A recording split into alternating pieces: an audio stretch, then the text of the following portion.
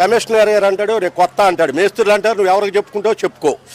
ఊడవను కూడా ఊడవట్లేదండి, మీరు ఊడవను కూడా ఊడవట్లేదు. నేను పెట్టానని డ్రైనేజీకి నీళ్లు అండర్ గ్రౌండ్లో కలిపితే ఎలవండి, వాడి నీళ్లు బయటికి పోవాలి కదా, వాడుకున్న నీళ్లు.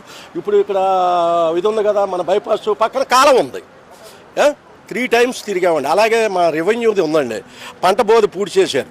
గతంలో చెప్తే ఇంతవరకు అవి ఏం పట్టించుకోవాలి, అవి కూడా పవన్ కళ్యాణ్ గారు చేస్తారని ఈ 3 బట్టికి ఈ కొత్త కలెక్టర్ గారు వచ్చిన తర్వాత కూడా పెట్టాము, మేము చేసాం 3 times అండి. అంటే ఇప్పుడు ఆయన అధికారంలోకి వచ్చిన పంచాయతీ శాఖ తీసుకున్నారు కదా, మీకు అనేది ఎలా అనిపిస్తుంది?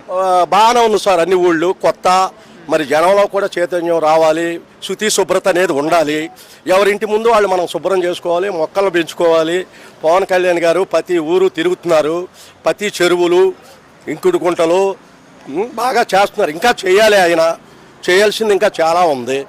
మనం కూడా శుభ్రతగా చేయాలి మన ఇంటి ముందు అనేది పవన్ కళ్యాణ్ గారు కూడా బాగా చేస్తున్నారు. మేము పవన్ కళ్యాణ్ గారు చేస్తారని ఏలూరులో చూసి 4 నెలల మట్టి తిరిగి ఇసుకెత్తిపోయి ఈ రోజున ఇక్కడికి వచ్చామండి. మా బాగానే రాస్తున్నారు, టీ పెట్టారు, మంచినీళ్ళు ఇచ్చారు, మా పని అవుతుందని చక్కగా మేము ఆనందంతోనూ ప్రజలందరూ కూడా వచ్చారు. అంటే పవన్ కళ్యాణ్ గారు అనే వ్యక్తిని ఎందుకు నమ్ముతున్నారండి మీరు అనేది? ఆయన సినిమాలు ఉన్నాయి, ఆయన ఏదో చేసుకోవచ్చు, ప్రజలకు ఏదో చేయాలని. ఇప్పుడు ప్రతి మనిషికి ఒక ఆశ ఉంటుంది, ఇప్పుడు వార్త నిండాలి, అది పబ్లిసిటీ చేయాలి అని మీరు ఎంతో ఇదిగా చూపిస్తున్నారు, అది మాకెంతో ఆనందంగా ఉంది.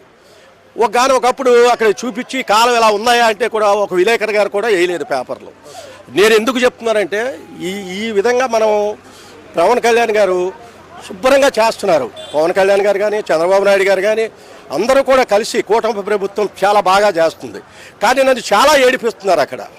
ఏంటంటే పెడితే పెట్టుకో, ఏం చేసావు అని ఫోటోలతో సహా కూడా పెట్టాను. ఇప్పుడు పిన్నులో కొట్టి ఇస్తాను, అవుతుంది, తప్పనిసరిగా అవుద్దని మా నమ్మకం ఉంది. ఇలాగా రేపు అవుద్ది, 10 రోజులు చెయ్యాలి. దీంట్లో కదిలిక ఆఫీసర్లకు కూడా రావాలి. మనం ప్రజల సొమ్ము జీతాలుగా తీసుకుంటున్నాం, ప్రజలు కడితేనే కదా, పన్నులు కడితేనే కదా. నన్ను చాలా ఇబ్బంది పెట్టారండి, చెప్పుకోలేని ఇబ్బంది నేను పడుతూ ఇప్పుడు నేను ఎంత సంతోషంగా ఉన్నాను మీరు నన్ను ఇంటర్వ్యూ చేసినందుకు. Thank you sir.